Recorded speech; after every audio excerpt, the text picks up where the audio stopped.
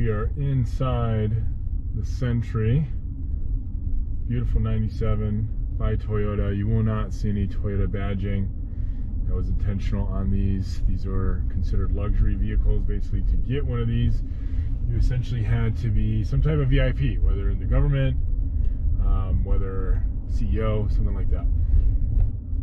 Car's got a lot of goodies. It runs nice and strong. Go ahead and give us a little gas there, Trent. Definitely a beast.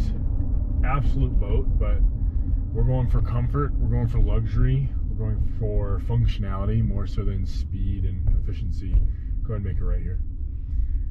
Basically, any state-of-the-art thing that you wanted in these cars, you could basically find. So we have a TV here. I can control all of my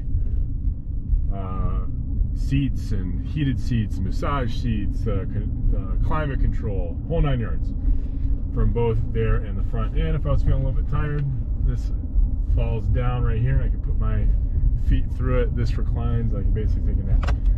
It's a really cool car. These were definitely ahead of their time, and they are just packed to the gills with some features. But that's enough of the driving. Let's go ahead and head back to the shop, and we'll get her up on the lift and check the undercarriage.